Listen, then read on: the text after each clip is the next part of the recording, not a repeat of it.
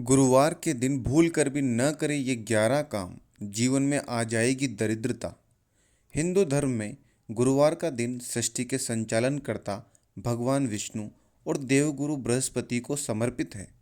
धार्मिक रूप से यह दिन बहुत महत्वपूर्ण माना जाता है। इस दिन व्रत रखकर भगवान विष्णु और माँ लक्ष्मी की पूजा करने से लोगों की सभी समस्याएं दूर हो जाती हैं। साथ ही घर हमेशा सुख और समृद्धि से भरा रहता है। वहीं बृहस्पति ग्रह की बात करें तो इन्हें देवताओं का भी गुरु कहा जाता है। देवगुरु बृहस्पति ज्ञान, कर्म, संतान और वृद्धि का कारक माने जाते हैं। जिनकी कुंडली में गुरु ग्रह अच्छी स्थिति में होते हैं, शुभ फल देते हैं। ऐसे में देवगुरु का आशीर्वाद पाने के लिए इस दिन केले के वृक्ष की पूजा की जाती है। पूजा पाठ के अलावा गुरुवार के दिन कुछ कार्य ऐसे होते हैं जिन्हें करने की मनाही है। इन कार्यों को करने से कुंडली में बृहस्पति ग्रह कमजोर होते हैं और व्यक्ति को परेशानियों का सामना करना पड़ता है। ऐसे में चलिए जानते हैं कि गुरुवार के दिन कौन से काम करने से बचना चाहिए। लेकिन उससे पहले अगर आप भी चाहते हैं कि माता लक्ष्मी का आशीर्वाद आप पर बना रहे तो इस वीडियो को एक लाइक करें और चैनल को सब्सक्राइब कर लें और कमेंट बॉक्स में जय माता लक्ष्मी ज़रूर लिखें। दोस्तों, यह है ज्ञान और ध्यान चैनल और आप सुन रहे हैं अनिल वॉइस। तो वीडियो में आगे बढ़ते हैं। नंबर 1, बृहस्पति का प्रभाव शरीर पर रहता है, उसी प्रकार से घर पर भी बृहस्पति का प्रभाव उतना ही गहरा होता है। वास्तु अनुसार घर में ईशान कोण का स्वामी गुरु होता है।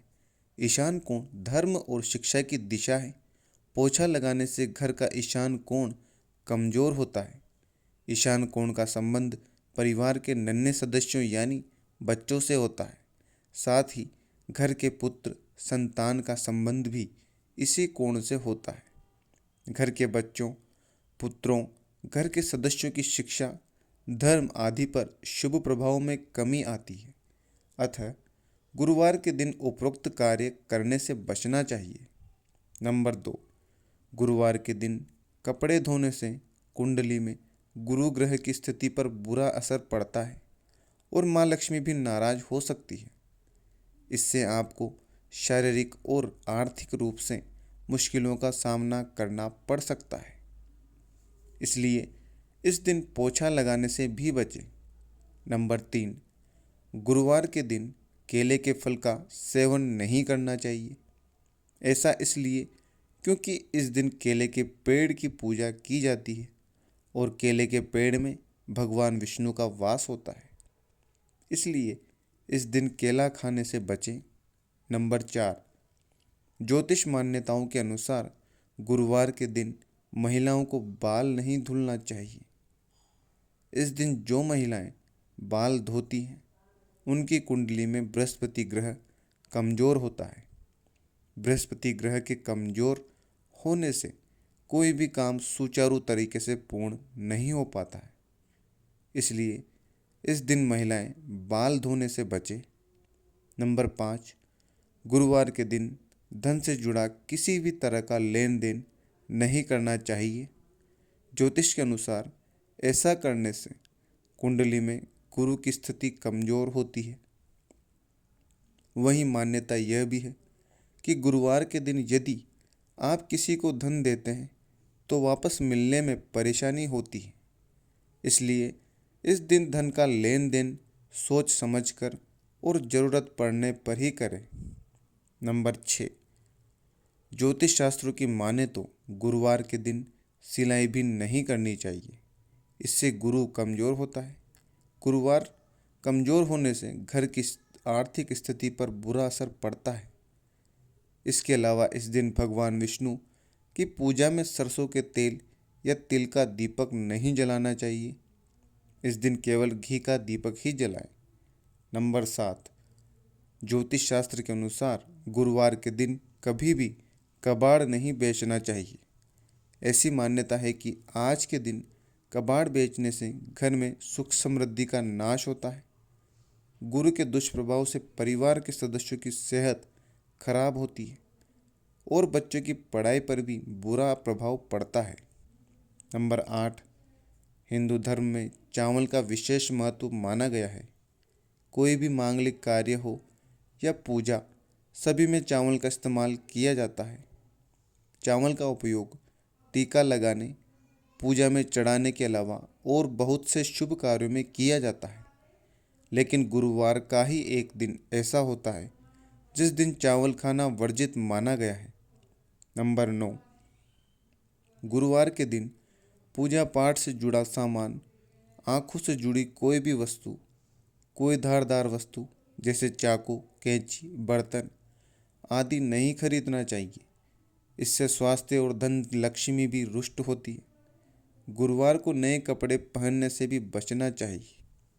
नंबर 10, यदि आप मांस मदिरा खाते हैं तो गुरुवार को बिल्कुल नहीं खाना चाहिए।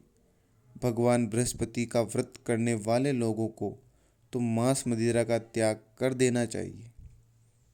इस दिन मांस मदिरा खाने से गुरु के साथ साथ अन्य देवी देवता भी रुष्ट होते हैं। नंबर 11, गुरुवार के दिन भोजन में ऊपर से नमक डालकर नहीं खाना चाहिए, क्योंकि इससे स्वास्थ्य पर असर पड़ता है और हर कार्य में बाधा आती है। नमक खाने से गुरु अस्त हो जाता है। इसके अलावा गुरुवार को गुरु, देवता, पिता, दादा, धर्म आदि का अपमान करना या मजाक उड़ाना भारी पड़ सकता है। इसलिए गुरुवार के दिन ऐसा करने से बचें, क्योंकि इसे शुभ नहीं माना जाता। गुरुवार के उपाय। नंबर 1, गुरुवार को जल्दी उठकर सूर्य देवताओं को जल चढ़ाएं। उसके बाद अपने घर के मंदिर में भगवान विष्णु का पूजन करके उनके सामने घी का दीपक जलाकर रखें। और अच्छा होगा यदि आप कलावे की बाती से यह दीपक जलाएं और उसमें थोड़ा सा केसर भी डाल दें। भगवान विष्णु आपसे प्रसन्न होकर आपको सुखी और संपन्न बनाएंगे। नंबर 2, शास्त्रों में बताया गया है कि गुरुवार को फलों का दान करने से आपकी कुंडली में शुभ योग बनता है और गुरु की स्थिति मजबूत होती है। खास तौर पर गुरुवार को पीले फलों का दान करने से बृहस्पति देवता की अतिरिक्त कृपा बनती है। जरूरतमंद लोगों को फलों का दान अवश्य करें। अस्पताल में जाकर मरीजों के बीच में भी आप फल बांट सकते हैं। ऐसा करने से आपको बहुत पुण्य मिलेगा। नंबर 3, गुरुवार के दिन किसी भी तरह से केसर का प्रयोग आपकी गृह स्थिति को बेहतर बना सकता है। गुरुवार की रात को दूध में केसर डालकर उसका उपयोग करें। इसके अलावा आप चाहें तो दूध और केसर की खीर बनाकर पहले भगवान विष्णु को भोग लगाएं और फिर पूरे परिवार के साथ मिलकर खाएं। यह उपाय आपके घर के लोगों के बीच प्रेम बढ़ाएगा और आपको सुखी और समृद्ध बनाएगा। नंबर 4, गुरुवार के दिन आटे की लोई में चने की दाल, गुड़ और हल्दी डालकर गाय को खिलाएं। साथ ही इस दिन किसी निर्धन को चने की दाल, केला, पीले वस्त्र आदि क्षमतानुसार दान करें। नंबर 5, अगर आप जीवन में आर्थिक तंगी से जूझ रहे हैं और अक्सर आपके जीवन में धन का अभाव रहता है और आप इससे निजात पाना चाहते हैं, तो तुलसी पत्ते के साथ आप गुरुवार को यह उपाय कर भगवान विष्णु को प्रसन्न कर सकते हैं। इसके लिए गुरुवार के दिन स्नान ध्यान कर विधि विधान से भगवान विष्णु की पूजा करें। इस समय 7 तुलसी दल हाथ में लेकर ओम नमो भगवते वासुदेवाय नमः मंत्र का जाप करें, भगवान विष्णु को अर्पित कर दें। ऐसा करने से आप आर्थिक तंगी से निजात पा सकते हैं। नंबर 6, अगर आपकी आय कम है और इसमें वृद्धि लाना चाहते हैं तो गुरुवार को एक छोटा सा उपाय कर आप अपनी आय को बढ़ा सकते हैं। गुरुवार के दिन स्नान ध्यान करने के बाद भगवान विष्णु को तुलसी की मंजरी अर्पित करें। इस दिन पूजा पाठ के बाद पीले रंग के नए कपड़े में तुलसी की मंजरी को बांधकर इसे तिजोरी में रख दें। ऐसा करने से आय में धीरे धीरे वृद्धि होने लगती है।